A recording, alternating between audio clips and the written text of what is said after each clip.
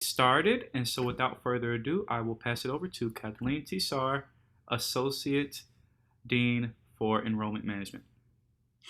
Thanks so much, Justin. It's a pleasure to be here. And I will start with full disclosure. I am a violinist. However, I have spent a lot of time in the pit accompanying opera. And so I have some idea of what you aspire to. I know we have a variety of interests in terms of vocal development. And hopefully yesterday you guys saw, I think it was Daryl Babbage from Juilliard who gave a class.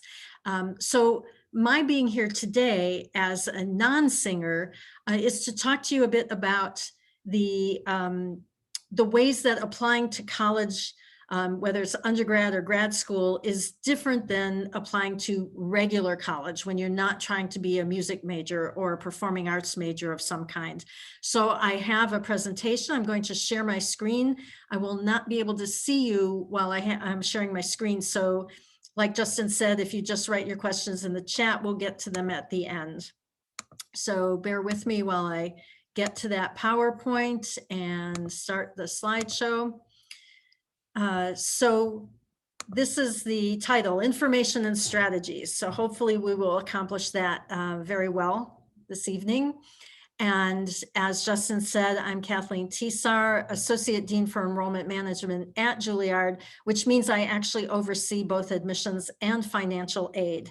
And I've worked previously at the Colburn School in Los Angeles and the Eastman School of Music up in Rochester. So I've been doing this for a while. And I think there's certain things that if you know, you will end up with a better understanding of how to navigate the application process as a music major or performing arts major, could be dance, could be drama. This is all pretty much the same process. And again, it's very different from applying as a non-performing arts major to what you might call regular college. So let's start first with some vocabulary. I find that vocabulary is helpful because we're talking about you looking for a place that matches.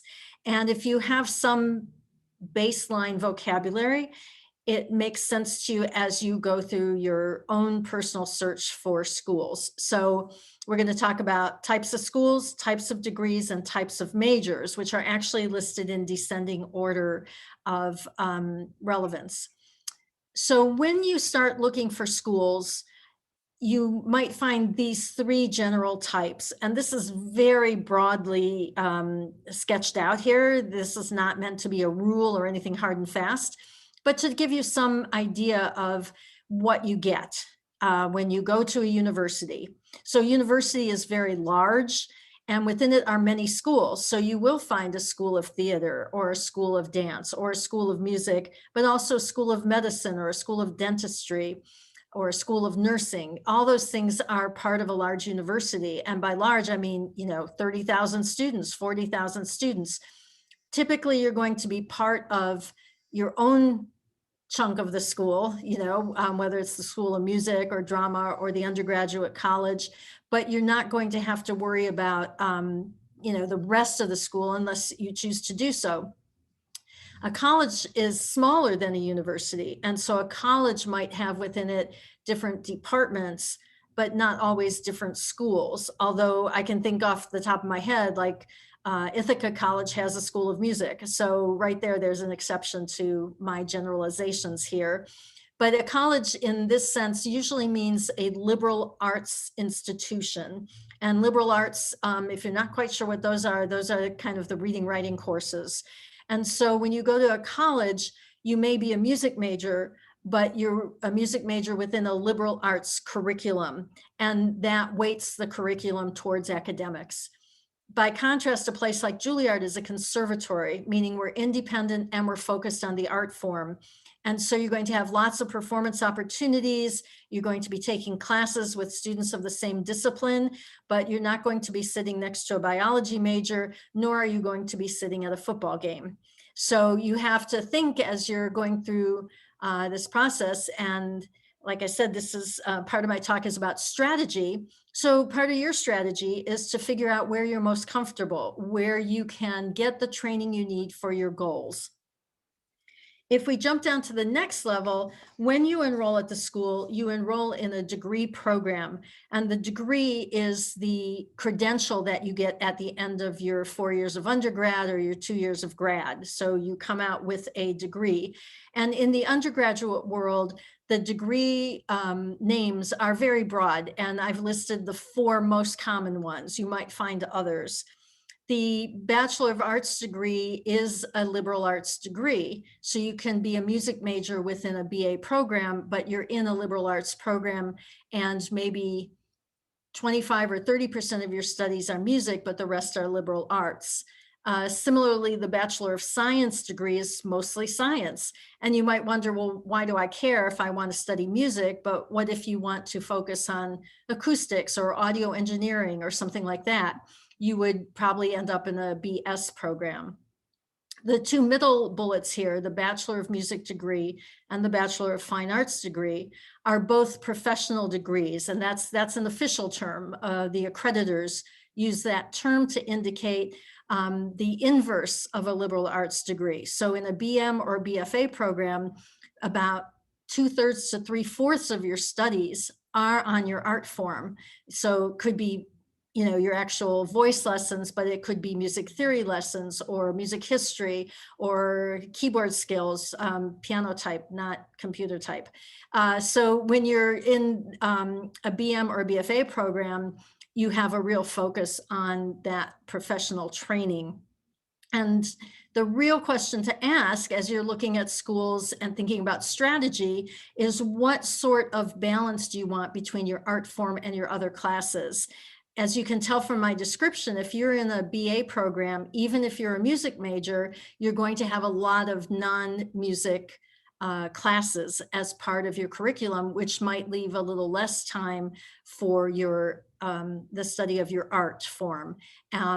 Whereas in a BM or BFA program, you have more time, but you're still going to have classroom classes, and you're still going to have to do work that's not always directly related to your studies in your art form. What's helpful about these 4 degrees and knowing kind of how they're defined is that as you're looking at schools, I can think of one school that has a BFA in music, but generally BFA applies to dance or theater programs. And so you might be like in a musical theater BFA degree, or you might be in a musical theater BM degree. And the thing to do is not to say, oh, I'm not going to even look at that program. The thing to do is to dig a little deeper and say, well, why is it a BFA instead of a BM? What courses would I take if I'm in that kind of program? So knowing this vocabulary of degrees helps you understand what you're seeing when you're looking at different schools. On the grad level, the names of the degrees get much more specific at times. So you might find that you have a Master of Music or a Master of Fine Arts, similar to the BM and the BFA. But you might also find some real specific degrees, like a Master of Contemplative Music I've seen, so the name of the degree program, again, is just more information for you, not any kind of good or bad, just more information as you're looking around and strategizing about where you might want to enroll in school. When you enroll in college, eventually you're in a major, and it's your area of focus within the degree program. So you can be getting a Bachelor of Arts degree, but your major might be Italian, or your major might be English literature. If you're getting a Bachelor of Music degree, you might be doing classical vocal performance. You might be doing jazz voice. You might be interested in dance or acting or musical theater. These are the majors, so that's where you focus. What's interesting is if you apply to a college or university as a non-music major, you may not be required to state your major until a year or 2 into the program. And that's very deliberate. That's so that you can go to that school and take different courses and narrow down your choice of major. But when you're talking about the performing arts, your major is driving the admissions process. So right up front, you know now that you want to be a voice major or a musical theater major or an acting major. You know that ahead of time. And so that's going to change the process. So let's look at that.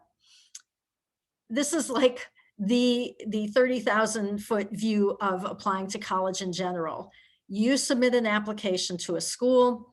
The school has some sort of committee, someone who's making a decision that is the outcome of their review. So you submit materials, people review the materials, you get a decision. When you're talking about the performing arts, at some point you're going to have an audition. And it can happen at different points depending on what you're looking for, okay? So if you're applying to a place like my school, like Juilliard, then as part of the application, you have to audition. So you don't even get to the admissions committee until you audition. And in many cases, like with voice majors, you have to send in a pre-screening recording to be reviewed in order to actually have the audition. So it's another step. And then the outcome of that audition is sent to the admissions committee. And ultimately there's a decision. If you're going to a liberal arts college, you might audition somewhat later in the process. So not necessarily as part of your application, but as part of the admissions committee discussion. At some point they'll say, you know, we want to hear you audition. And then if you're not going to be a performing arts major, but you want to have some connection to the arts, to music in your life, you might apply and be admitted to a school and then say, oh, look, I don't want to be a music major, but I'd like to audition for the choir, or I'd like to audition for the marching band for that matter. Then you would do that after you've already been admitted. So you can still be a voice major, you can still honor that part of yourself in different ways, and the process will vary depending on how you want that relationship to be to your studies. But if you are going to major in music, you're going to have the audition as part of the application process.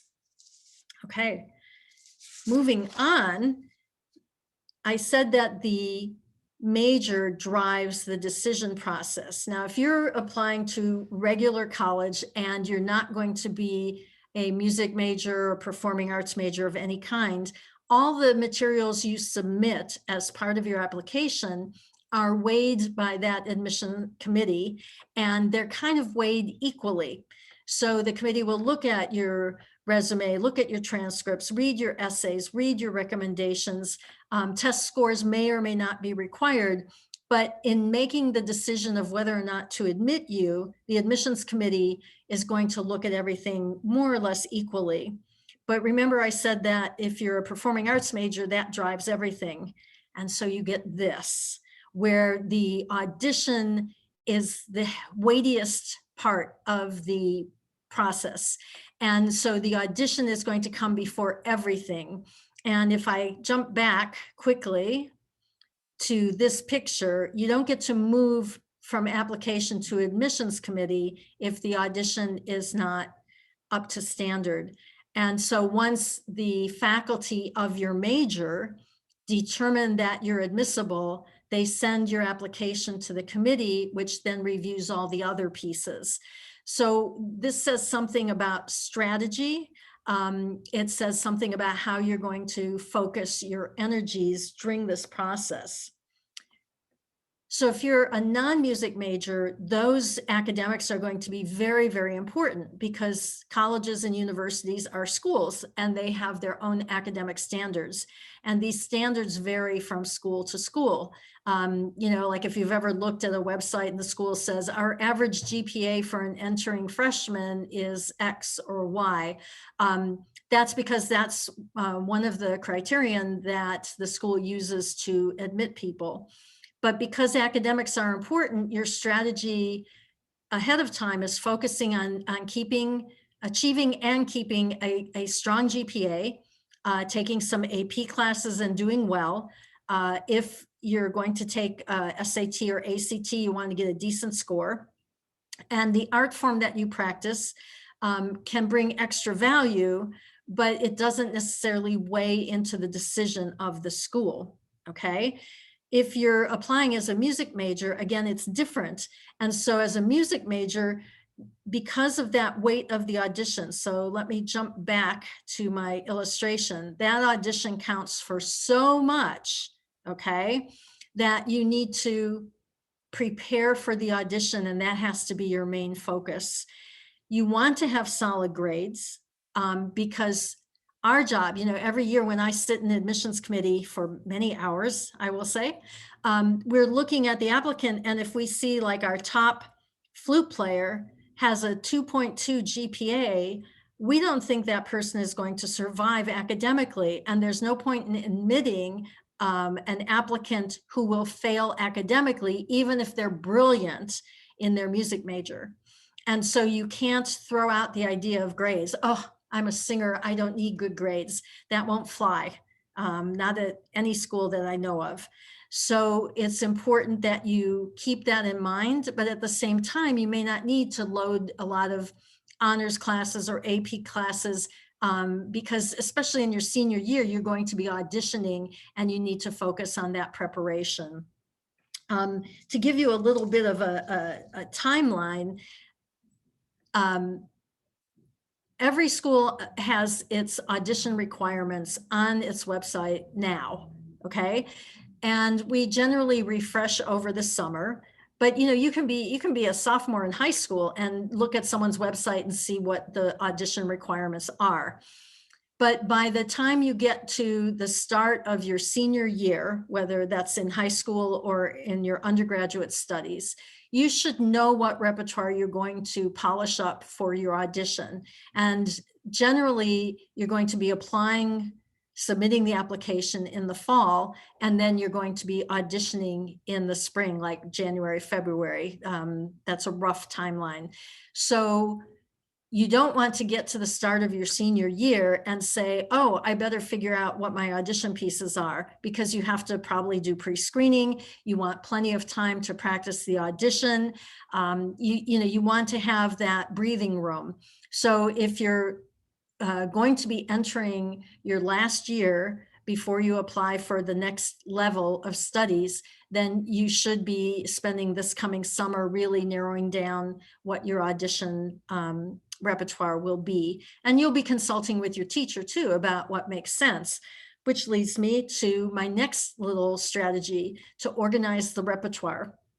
Okay, and this is a rough spreadsheet that I put together. As you can see from the column A, the left column, that this kind of combines a bunch of requirements on one spreadsheet. And then across the top, I listed the other schools, or a sampling of schools. But we're going to focus in right now on the pre-screening and the audition rep, okay? So pre-screening is the key to get you into the audition. And if you look at Eastman says we have a requirement that you prepare 3 pieces in varying styles, 3 different languages, one of which may be English. Okay, so you're like, great, 3 pieces. Then you look at the audition rep for Eastman and it says it's the same as pre-screening. So you're still at 3 pieces.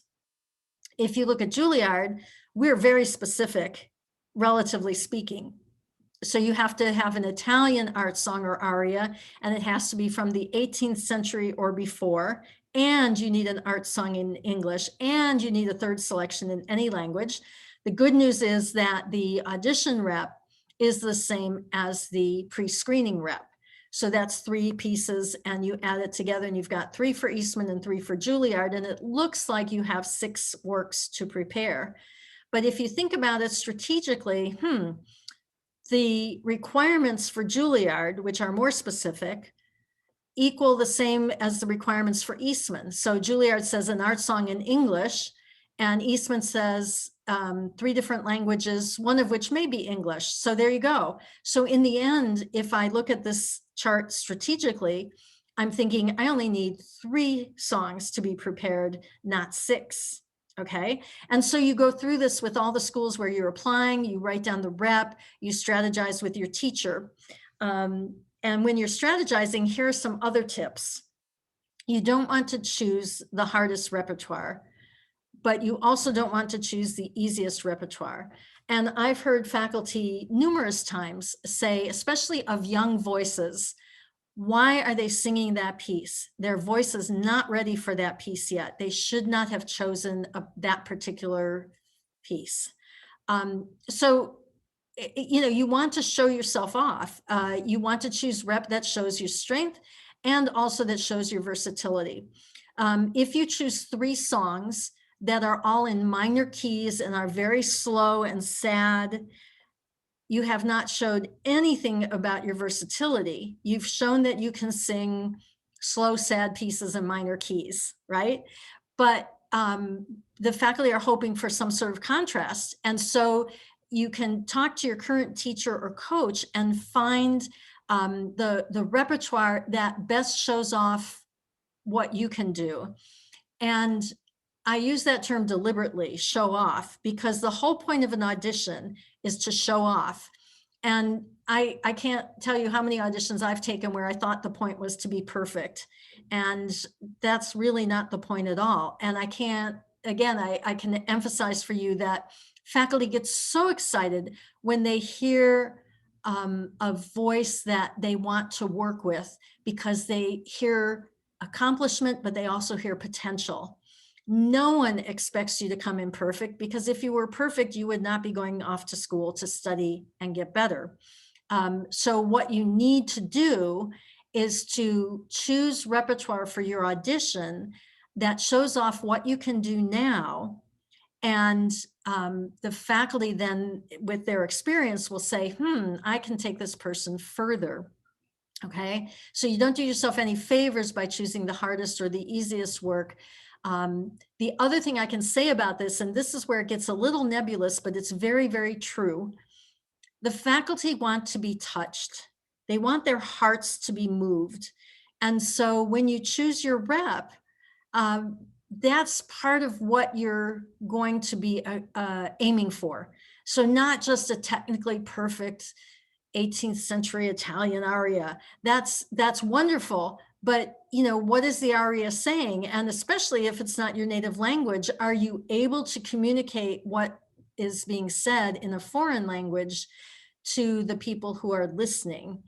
And the faculty get so moved by hearing that kind of emotion and emotional connection that means everything to them.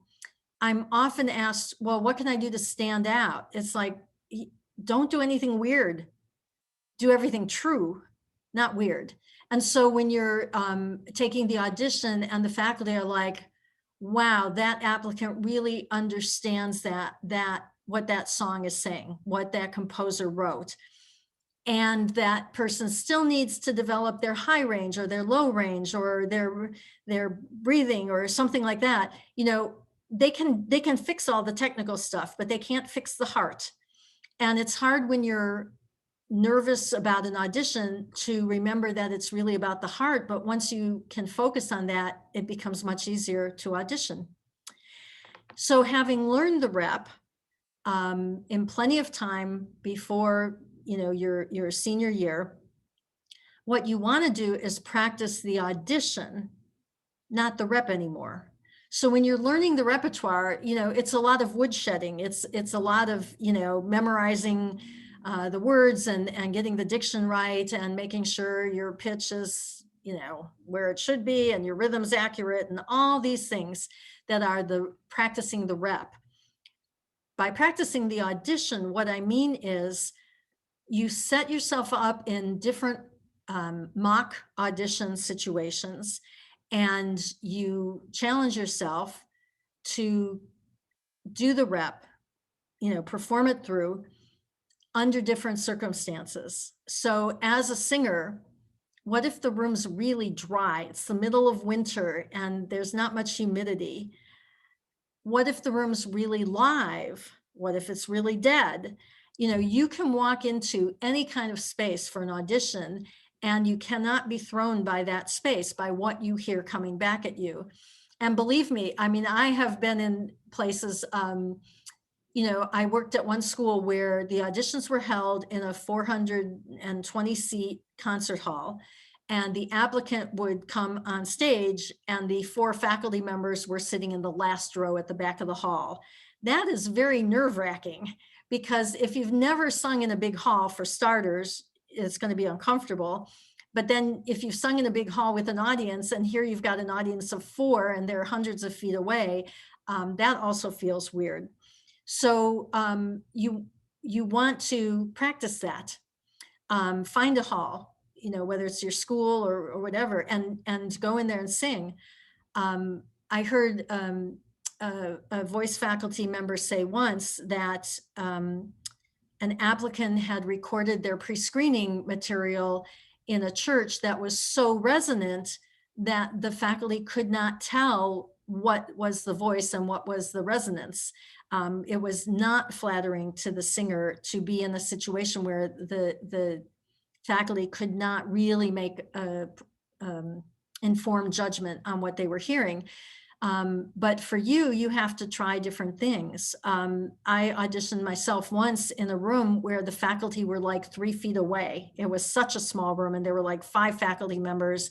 And as I said at the beginning, I'm a violinist. So moving the bow when you're afraid you're going to hit the teacher in the knee because they are so close, that's disconcerting too. So again, when I say you want to practice the audition as well as the rep, and you get to the point, prior to, in the few months prior to the audition where you should be practicing the audition, not the rep, you want to make sure that you're challenging yourself all the time. Another tip that I can give you is that when faculty are doing these auditions, they're often sitting for very long periods of time. And so when you have like friends or family sit and give you a pretend audience, have them eat and drink, because you don't want to be distracted by faculty members who are sipping on coffee so that they can stay awake during the long auditions. And trust me, they do stay awake. They love hearing the applicants, but they might be drinking coffee or eating a bagel or something, and you can't let that throw you, and you can't take it personally. So if you practice these weird situations ahead of time, you'll be fine. You'll get used to all these weirdnesses. You'll get used to different rooms. You'll get used to hot and cold and dry and moist, and you will be ready for that audition. Okay. I'm almost ready to take questions. I have one slide with my school's contact information. So if you are interested in learning more about Juilliard, our website's at the bottom, and all you have to do is write to admissions at Juilliard. And remember that Juilliard has 2 I's, Juilliard, and we'll help you along. But I'm going to stop sharing my screen right now, and we're going to see if you have any questions. So let's see. Okay. Excellent. So yeah, the first question was, as you can see, was what are the youngest students in Juilliard? I will be 16 years old when I graduate the middle school. Can I apply to Juilliard the same year, or what are requirements and limits? Okay. There is no younger age limit for Juilliard, and there's actually no upper age limit either, but you have to have finished high school or the equivalent of high school before you start your bachelor's degree. So we have a pre-college division, it's called preparatory division at Juilliard, where younger students can apply and study, and that includes voice students. But if you are a student who you're in your final year of secondary study, then you are at the point where you can apply for your undergrad at Juilliard, no matter what your age is. Okay, I hope that answered the question. Okay, and the next question was, should I stay still, or can I play like on the stage at an audition if I perform an aria from opera? So for everyone else, I interpret that question as, should you play to just a small room if there's a small room, or should you play bigger? You have to fit your voice to the room. Okay. I was interpreting that question a little more like, should I be acting on Right. Dramatically, yes. Should you play? moving around? Yeah. And I would say probably not so much.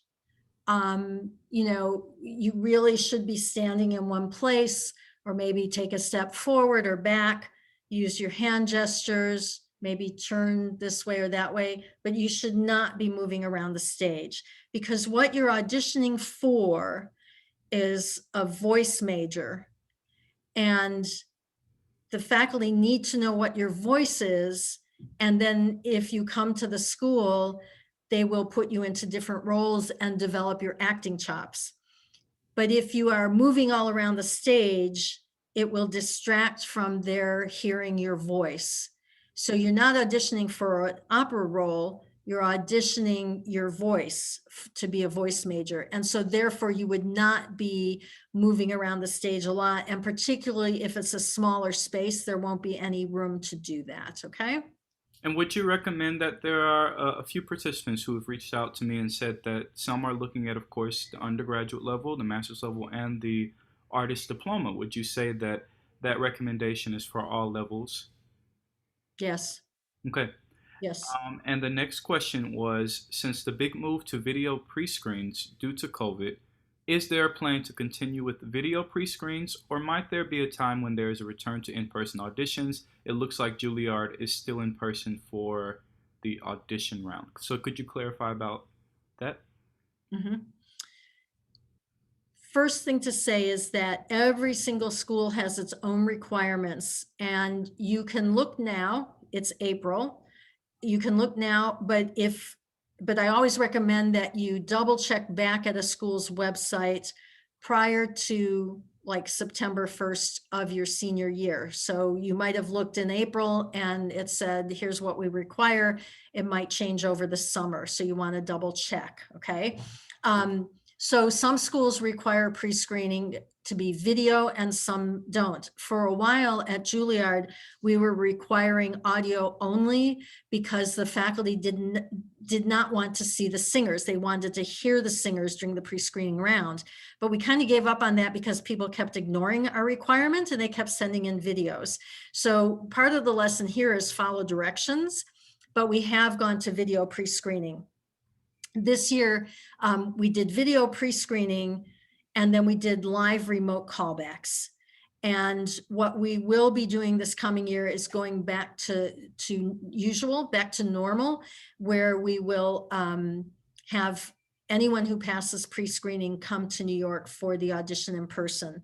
That said, I will say that we'll also have conversations with faculty about any changes we might make to our process based on what we learned this year when we had to turn everything upside down and invent a whole new process. So right now we're still looking at in-person. There's so much more to be gained on both sides when there's an in-person audition.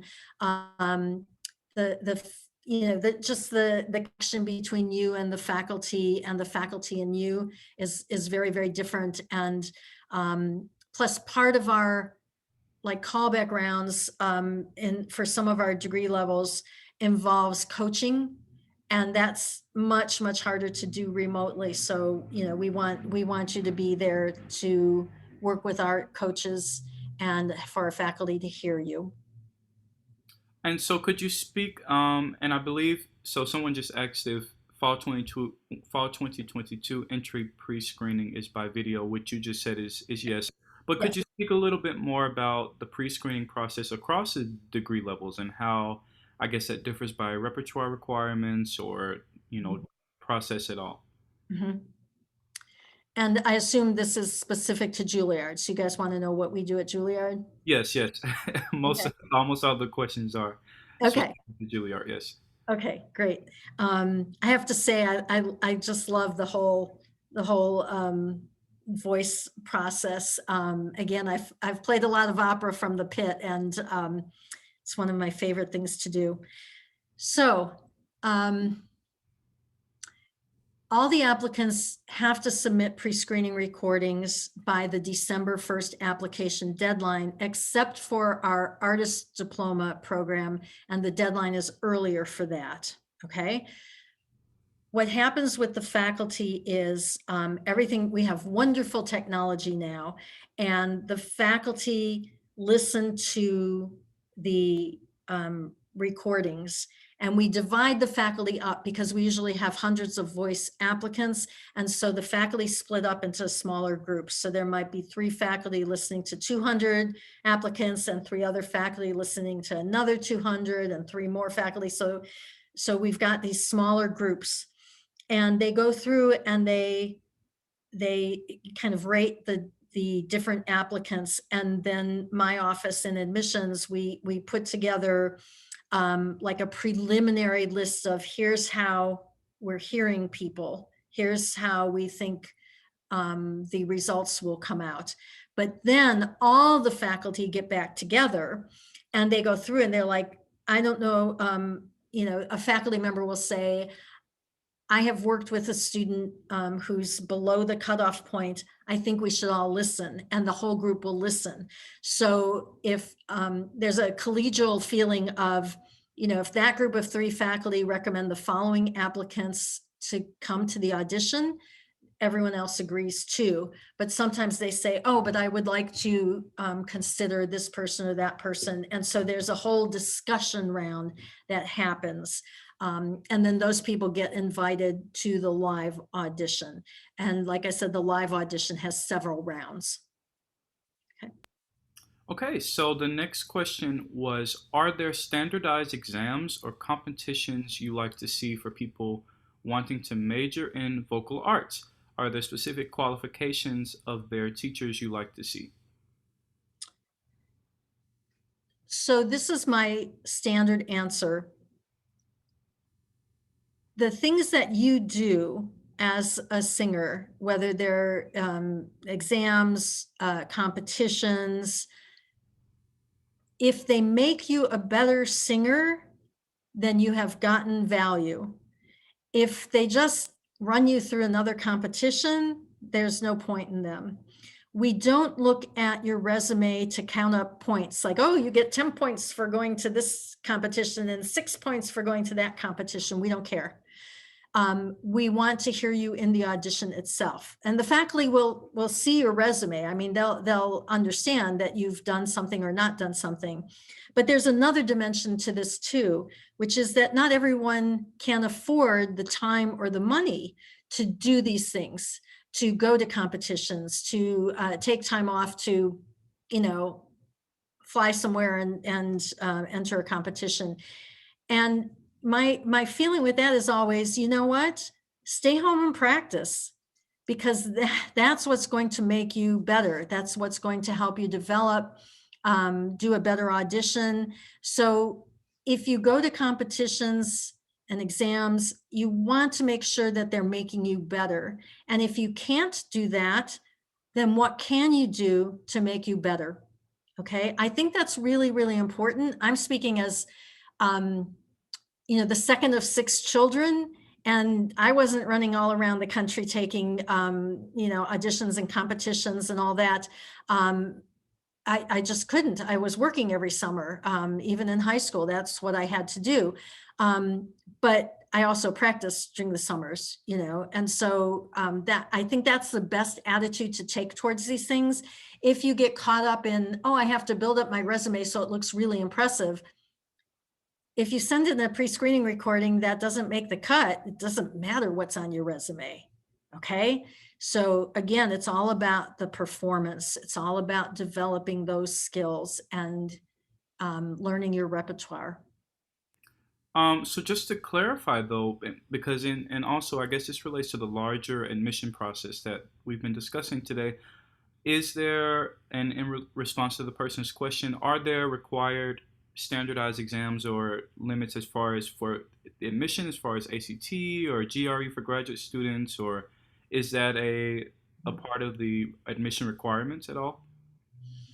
Okay, if we go back to the beginning of my presentation, and one of the things I was trying to illustrate was that if you're applying as a non-music major, it's a different process than if you're applying as a music major.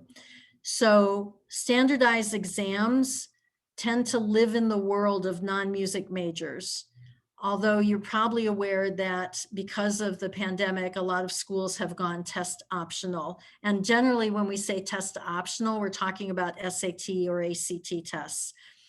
The conservatories that I know do not require those tests anyway. The Juilliard, I don't think, has ever required SAT or ACT, except in the case of someone who's homeschooled. So if you're applying as a freshman and you're homeschooled, you will have to provide a test score. GREs, again, it depends on where you're applying to school. Not every school requires a GRE, and conservatories tend not to require GREs because you're coming in to develop an artistic skill, and the GRE is not going to tell us if you're a strong enough singer for the master's degree, for example. So we don't really require those exams. Okay, thank you. The next question is, does BM give the possibility to perform and to be a music teacher as well? I like that question because the understanding what those majors are is important. So you can get a Bachelor of Music degree with a major in performance, and you can get a Bachelor of Music degree with a major in music education, and lots of other majors as well, okay? But in relation to this question, music education teaches you to stand up in front of a classroom of students and teach them, okay? So you could be teaching elementary school music, middle school music, high school music. That's what music education majors teach you. You have to know how to do a lesson plan. You have to know how to manage a group of students. You have to have an understanding. Let's say you want to go into elementary school music education. How do you lead an elementary school choir? You have to have some basic conducting skills, okay? So the music education major gives you those skills.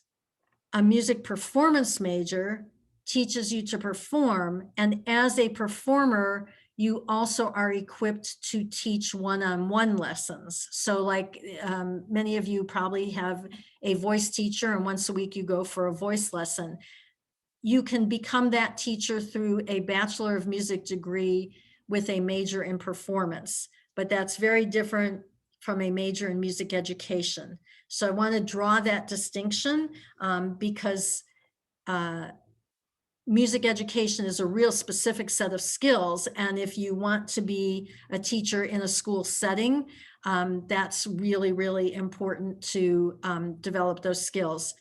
I will say that if you want to teach on the college level, generally you're going through the Bachelor of Music with a performance major, and then the Master of Music with a performance major, and then a DMA, which is a Doctor of Musical Arts, which is focused on performance as well. But that's if you want to be a college teacher. If you want to be a pre-college teacher, you would take a music education major. And if you want to just teach a private studio, that can be a performance major. Okay, thank you. And we had another question from Patricia Hahn. Does the music teacher recommendation have to be from one at your school or from your private teacher? I'm not sure if that means the private studio teacher or not. So Patricia, could you actually unmute yourself and further explain your question? Yeah, so is it from is it your music teacher at the high school, or is it just your private vocal coach, your private vocal teacher? Or either. Sorry. Or either. Yeah, we want the private voice teacher. Because so at Juilliard, for an undergraduate applicant, we ask for an academic recommendation and an artistic recommendation. And the artistic recommendation, it is highly preferred that it be from your private teacher, the person who's helping you develop as a singer. The academic recommendation, and thank you for giving me the opportunity to say this, the academic recommendation is meant to show us that someone coming out of high school into college will be successful academically. And so like if you ask your English teacher or your biology teacher or your chemistry teacher to write a recommendation about how you function in the classroom. That's what we want. What we get is often the English teacher saying, wow, this person's a great singer. And we're like, we know that. We're not, we don't want you to tell us that. We want you to tell us how they are in the classroom. So you've just gotten a really good insider tip from Juilliard that your academic recommendations should talk about academics. That would be good. Well, thank you for that. And I know that you mentioned in your presentation that, of course, different schools require different numbers of recommendations, and sometimes the nature of those are different. As I've seen, some institutions might require a music professional to do a recommendation. Would you say that a student who is applying to, let's say, multiple conservatories or multiple universities, if they've already received, let's say, 3 recommendation letters for another school, would you encourage them to submit all of those to Juilliard if they're applying there, which only has I think the 2 recommendation letters, right? Or would you say that that is, I guess, unattractive to the admissions? Well, actually, if you want my true answer from Juilliard, it's that the person reading all the essays would prefer you to stick with what we require. And so we do have someone who reads hundreds of essays. Well, actually several someones who read the essays. And we prefer that you just follow directions. And, if we say 2 recommendations, not essays, if we say, 2 recommendations, that's what we want you to give us. If you give us 6, okay, fine, you gave us 6 and we'll plow through them, but they're not necessarily helpful. The best recommendation is one that tells us about you. And if all it says is, this person's great, that doesn't tell us a whole lot, but when the teacher says this person has developed, they work hard, they're very focused, they mentor other students, all that information is great. So we want a bit of a narrative, not just a cheerleader, So even though your teacher should be your cheerleader, but we like a little more information in the recommendation, but we don't need a whole bunch of stuff. Following directions is really helpful. Being an applicant who does not stick out is good. Like an applicant, I've literally received applications where they include every recital program since they were a 3-year-old starting Suzuki violin. And that is not really helpful to us because we're basing so much on the audition in the moment. We don't really need the history. You can write on your resume that you've done recitals since you were 3 years old, but we don't need all that material. Okay, thank you. There is another question that is asking, I guess this is more back to the university scope. What happens if a homeschool student is not able to take the SAT or ACT because of COVID? Mm-hmm. Yeah, for Juilliard, we actually put a note on our website this year that said, we did not waive the requirements, but that there were other options. And so we would say, contact us, and we would talk to you about your particular situation. Other schools might have other information up. And, by this fall, who knows what things will be like. And so hopefully that question won't even come up this fall. But, we feel an obligation to be as flexible as possible. And particularly this past year, we were like really flexible because we want everyone to have the same standard. Like all the homeschooled applicants should submit the SAT or ACT. All the non-native English speakers should submit some sort of ELP score, English language proficiency score. But within individual case-by-case situations, we try to accommodate students as best we could. Okay, that's understandable. And the last question that I'm seeing for now, so we only have a few minutes left, guys. So if you have any more questions, please hurry and send them now. But there's one that I see now that is asking, what are your thoughts for combining an arts major with a minor business degree focused on managing theatrical productions or orchestras, galleries, museums, etc.? Okay. Each of us creates our own career, okay? And as you go down this path of your education, past high school into college, what you have in your mind for that career, your goal is to find the school that's going to help you accomplish that. So if you're thinking, that you want to be an arts major of some kind and also do a minor in business, fabulous. That's fabulous, because it tells me that you're thinking along a certain line, that you're saying to yourself, I want to take my arts major and also have certain other skills. And that's fantastic. Your job is going to be finding the school where you can do that. Okay. You could not do that at Juilliard as any kind of study level. You can do it ad hoc, for no credit, but you can't do it studying. And I do have to correct a vocabulary issue there. So you would be an arts major. A minor is a collection of credits. It's not a degree.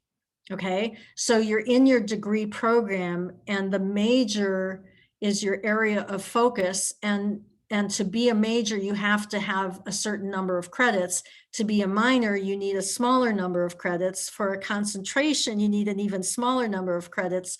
So you're not getting a degree. You'd be getting the Bachelor of Music or Bachelor of Fine Arts degree, and you'd have a minor in business, meaning you collected enough credits by taking business courses. Okay. There are different ways of doing this too. Some schools will just have a certificate program. So like you're a Bachelor of Music voice performance major, but you do a certificate in orchestral management, something like that, So when you go to college with this kind of goal in mind, you're probably going to have to look at a university or possibly a liberal arts college that has this kind of program. You probably won't find this at a standalone conservatory, but do your research. You might find it, but you're going to have to dig, okay? But otherwise, I just say, when you're doing combinations with arts, whether it's on the minor level, the major level, the same degree level, do it because you have a goal in mind. Don't do it because you're afraid, okay? You want to throw yourself into your artistic studies wholeheartedly.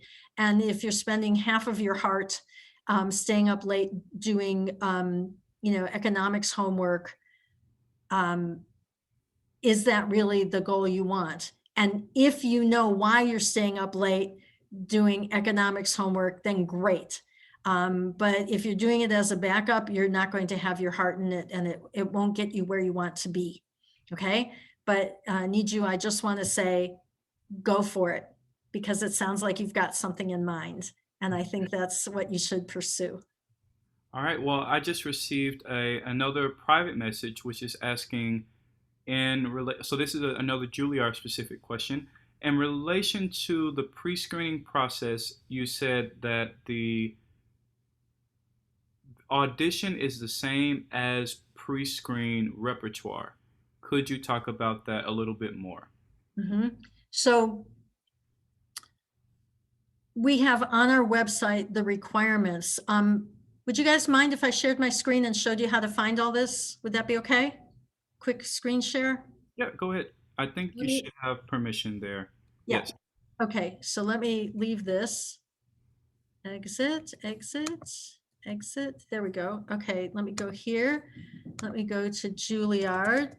Okay, so juilliard.edu. Juilliard has 2 I's. Okay, so you go here and you go to admissions, right? And you say, okay, I need to know what the application requirements are if I apply to the music area. I want to do vocal arts. I'm coming in as a freshman. Okay. And that takes you to this all important page, which has all this information on the left side. Okay. It includes at the beginning, like you can link to the different faculty members. So what you're doing is you're looking at pre-screening requirements. So you click there and it jumps down. Okay. And this still has from the past year. Here's the repertoire requirements. Okay.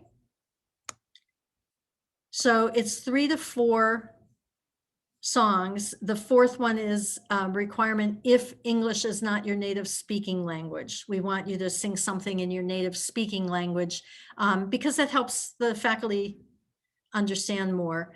And we had to put on, this year, we had to put on this warning about using piano accompaniment because it wasn't always safe. So we wanted to make sure everyone understood.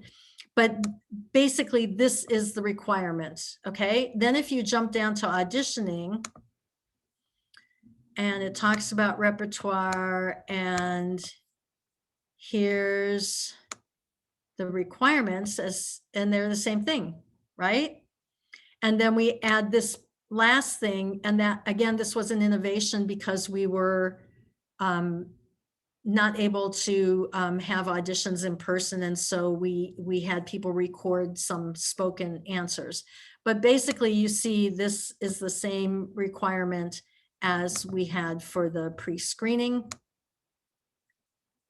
And so you can go to any school's website and find that, all right?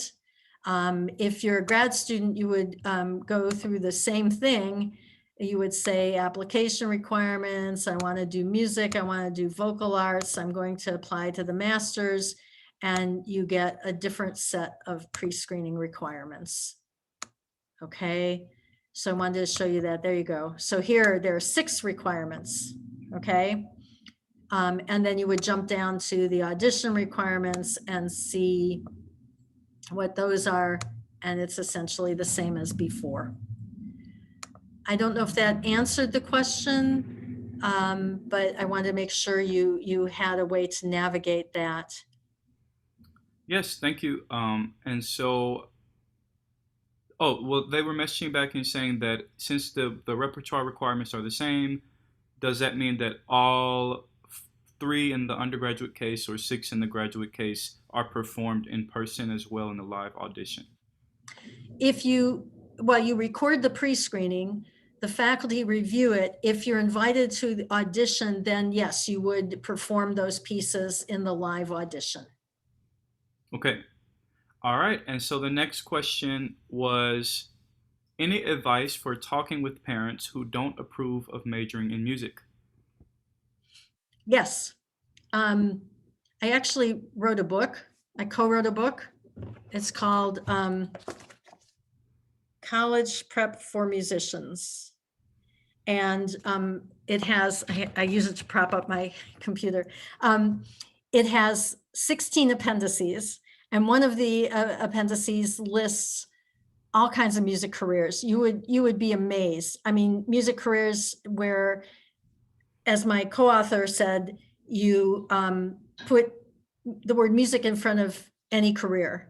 So I want to be a lawyer, a music lawyer, that, you know, contracts, artists contracts, right? I want to be a doctor, music doctor, right? Ear, nose, and throat, right? We need people who are doctors who understand what it means to a singer to have trouble singing, right? I mean, have physical issues. So in talking to the parents, one thing to do is on the very basic career level to say, I could end up doing anything, you know? I mean, there's a reason why when you finish your degree, you have commencement, because you are commencing your career and you don't know where it'll take you, but you are equipped by virtue of the qualities that get you through your undergraduate degree. So as a performing artist, you know, the ability to stand up. I mean, for me to talk to a group, that is easy. Performing an orchestra audition, that is hard. So just talking, and I think if I had not been trained as a violinist, I wouldn't feel so much ease talking, because it's like, hey, I got up and I played in front of lots of people. It's easy to talk. So you're accumulating all these skills and you're developing your innate qualities. These are the things that will help you be successful. I think parents sometimes have to remember that when they finished college, they didn't start where they're at now. They started here and they are now here, wherever that is. And so again, talking to parents and saying, this training will give me so much discipline, so much dedication, so much creativity. These are all qualities that will serve you well in any career. And more than anything, parents just don't want to see you on the street with the little tin cup and the monkey singing along to the hurdy-gurdy so that you make some money. That's what parents want to avoid. And so if you can show them how you will learn things, you will develop qualities, you will know more about the world for having a bachelor's degree, that's one way to reassure them, you know? So that's a Okay. short answer. Well, there is another question from Lisa who is asking, is it important to identify a faculty that you would like to work with, or is that determined by the faculty after an admission offer, or not until later in the degree program? I think one of the best things you can do is take sample lessons with teachers, because the person you study with while you're in college and you're having a weekly lesson, that person is a really critical part of your development. That said, schools cannot always guarantee you the teacher of your choice. And sometimes they don't even ask you. So like you audition for the school, you're admitted to the school, you say you'll come to the school, and then the school tells you who your teacher is. We do not do that at Juilliard. Our process is driven by the applicant. So when you're filling out that application form, way before you audition, we ask you to list your 4 top choices of teachers. And in order for you to do that in a smart way, you need to have some acquaintance with the teachers, okay? And then you can say, well, I really want to study with this person, but my second choice is this person. And then when we admit people in about, I think it's about 92% of the time, we are able to say you are admitted and you will be assigned to study with teacher so-and-so. So we're able to match you up on the front end. But at Juilliard, again, we expect you to have done your homework and we want you to drive the process, okay? On our end, we're trying to match make. So maybe you say, well, my number 1 choice is this teacher and that teacher has no room. They have too many students, then we would go to your number 2 choice. So you would know that so that you could make an informed decision. When you reach out to faculty, it's very easy to do, but remember, if a faculty member says, I don't have time, I'm not available, that doesn't mean anything's wrong. It just means, you know, they don't have time. The best way to reach out is to explain, you know, like who you're studying with now, and some of the things you're working on now, like which pieces, or, you know, which vocalises, you know, what are you working on right now? Because that helps the faculty member kind of get an idea of where you might be in your development, and that will help them. So it's important when you start at a school that you know who that teacher is, and hopefully that match will last your whole program. Sometimes it's not a good match, and then you go to the dean and you say, I really need a different teacher, and you have that conversation. Okay, so that's a lot of information.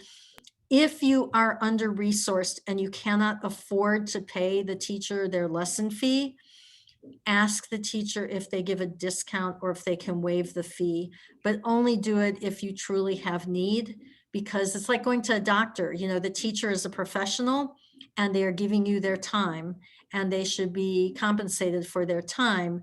But on the other hand, if you do not have the resources, you should not be kept from this opportunity. So it's up to you sometimes to ask the teacher, gee, can you waive the fee? And, you know, create the opportunity for yourself as best you can. So with that in mind, would you recommend that there is especially for people who are applying to multiple schools, would you say that there is a minimum or maximum of how many teachers you should reach out to, especially within one faculty? Or what do you think is the guidelines or attractiveness there? So I always assume that you've done your research, you've narrowed down your list of schools. So for an undergrad, you might have like 5 to 7 schools you're applying to. You should have acquaintance with at least one teacher at each school, okay? And then like at Juilliard, I can tell you, we give you up to 4 names. So if you want to take a trial lesson with a Juilliard teacher, you contact music admissions and you say, here are the teachers I'd like contact information for. And then you reach out to them and we'll give you up to 4. Okay. Other schools might have other limitations. I can't speak for other schools. But I do feel that any school you're interested in, you should research the teachers. And even if you can't take a lesson, maybe reach out, say, hi, I'm going to audition. I study with so-and-so who studied with a former student of yours, whatever, if there's a connection, make a connection. But you should have one teacher at least at each school that you've connected with and think could be the teacher for you if you enroll at that school. Okay. And another question is from Katie. How far in advance should students start finding a teacher that they like? Junior year or sophomore year, too early? Mm-hmm. Well, kind of the latest is the fall of your senior year, because you're going to be doing your auditions in the spring of senior year. Okay. So fall of your senior year is pretty good. There might be opportunities during the summer before your senior year or during the spring of your junior year. Probably the earliest would be maybe the fall of your junior year. Part of the reason I say that is because, you are developing physically and artistically, and, how you sound fall of your junior year may be very, very different than how you are the spring of your senior year.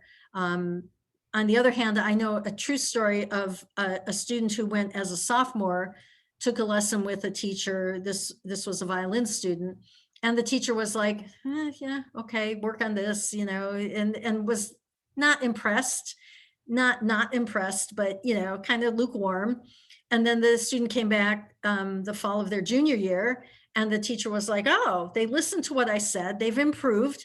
This is kind of nice. Well, go work on this. And then when the student came to audition senior year, the teacher was like, this is one of my top applicants. And so it wasn't a result of the teacher, but it was a result of the student's persistence in hooking up with the teacher. But again, you develop so much. If you only have one shot at this, taking a lesson with a teacher, then narrow it closer to like summer or fall of your senior year, knowing that teachers are busy too, and you might have to ask a couple times in order to get on their schedule. Okay, and so just with that in mind, there's one final question, which is all we have time for now, unfortunately, is do you believe that a sample lesson could be to a student's detriment? So I guess in the situation of, if they aren't as developed, does that leave a bad taste in the teacher's mouth when they come to audition, if that's the case? I don't think you can really go wrong. So the first thing I was thinking was, if you come to the lesson and you hate the teacher, that's a good outcome. Okay, maybe not in the moment, but you know that you don't want to apply to work with that teacher. Maybe you don't even want to apply to that school. So that's not a bad outcome. It's hard for me to think that it's a bad outcome if you come in and you sing for the teacher and they're not impressed, or they're like, man, you have so much work to do. And then you come back for the audition and you've done the work. The teacher's going to sit up straight and go, wow, just like the story I told, the teacher will really notice. But if the teacher is negative and is saying, look, you have so far to go, forget it, then you don't want to work with that teacher. If they say, you have a long way to go, I'd be happy to work with you. Or they say, you have a long way to go, but I have a former student who lives in your town and maybe you should switch teachers or something like that. It can be a good outcome, even if, where you were at, the level you were at that moment was not very high. And again, if it's not very high and you come back and it's better, that's all good. That's all good. So, it's always about your further development and finding people who support you in a healthy way, right? If you're with a teacher who says, sing this aria now, and you're not ready for it, that teacher is not helping you, and that's not healthy. And in particularly with voice, because it's so internal. It's you, it's your vocal cords. So you need to find teachers who help your development at every step of the way. And sometimes that means kind of shopping around and seeing, who's out there and who seems to be the one to take you in the next steps. Okay. All right. Well, thank you so much. If anyone wanted to reach out to you, of course, I know you listed the contact information on the presentation, but is that presentation available on the Juilliard website, or would you be willing to share it with the registered attendees today? I don't usually do that. Thanks, Lisa.